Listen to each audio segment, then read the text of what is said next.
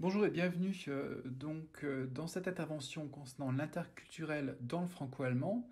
Donc nous allons nous intéresser aux aspects de la réussite, comment réussir dans une entreprise allemande et comment réussir sa collaboration avec des Allemands. Et en particulier, comment se passe la coordination des équipes en Allemagne. Donc pour les personnes qui viennent d'arriver, vous pourrez tout au long de cette intervention nous poser en bas à droite des questions et j'y répondrai à la fin de l'intervention.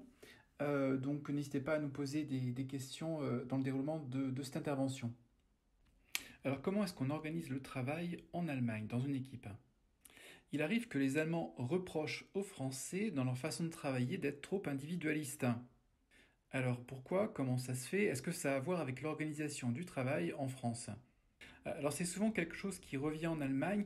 J'en ai parlé précédemment dans une autre intervention sur la façon de prendre des décisions, à savoir que le travail il est peut-être organisé différemment en équipe. Un premier aspect, c'est le fait que le management allemand, il est avant tout participatif et consensuel. Donc la décision va être portée collectivement et ça se reflète vraiment à tous les niveaux. Au sein de l'entreprise et au sein d'une équipe, une fois que la décision est prise, ce deuxième aspect, les tâches elles vont être déléguées. Le manager allemand il va accorder une grande importance à la délégation des tâches. Il va répartir donc les responsabilités, d'accord? Le salarié allemand, le Sararbeiter, il n'a pas l'habitude de consulter toutes les 5 minutes son N+1 pour avoir une approbation.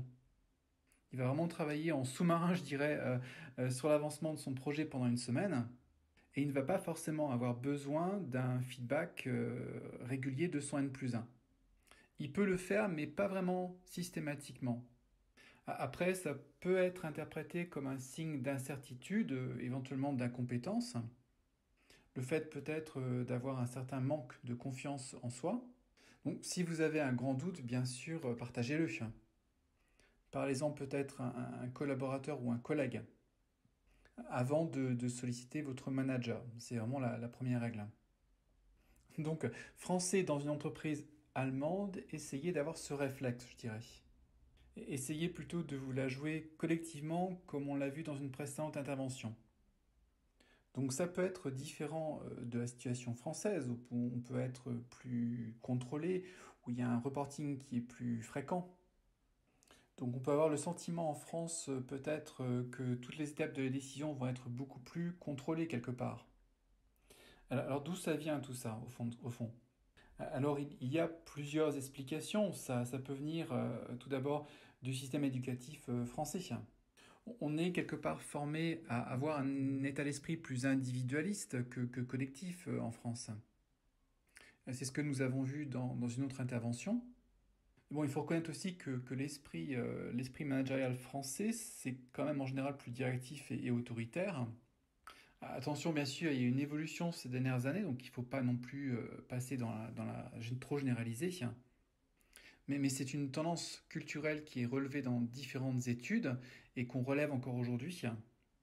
Donc le manager français, en général, il aime être sollicité par ses collaborateurs parce que c'est son rôle de donner son avis, de donner son feedback. S'il n'est pas quelque part sollicité, il aura l'impression de ne servir à rien. C'est pas en général quelque chose qu'on reconnaît chez le manager allemand, qui ne va pas avoir ce besoin du feedback répétitif. Ce que j'aimerais aussi ajouter pour compléter cette notion de management, en France, si on fait un petit détour par la langue, on va parler, on a la notion de cadre, d'encadrement, de cadre supérieur aussi. Cette fonction ou cette notion, elle n'existe pas dans le cadre d'une entreprise allemande. On va utiliser des termes un petit peu différents, les termes anglais de leadership, aussi de Führungskraft en allemand. Qu'est-ce que ça veut dire cette notion de cadre en français? Donc le manager français, il est là pour donner un cadre à ses équipes. Cadre en dehors duquel ses collaborateurs ne doivent pas aller. Donc ils sont, dans ce sens, contrôlés. Donc comme cette notion elle n'existe pas dans le contexte allemand, ça vous montre aussi que quand vous travaillez en Allemagne, vous aurez aussi beaucoup plus d'autonomie et moins de contrôle. Donc on retrouve à nouveau en Allemagne cette nécessité, cette volonté d'être plus autonome dans l'exercice de ses tâches et le plus grand sens du collectif. Donc merci d'avoir suivi ces explications concernant le fonctionnement et la coordination des équipes en Allemagne et on se retrouve pour une prochaine intervention. Je vous remercie, vous pouvez continuer à vous poser vos questions en bas à droite de l'écran. Merci.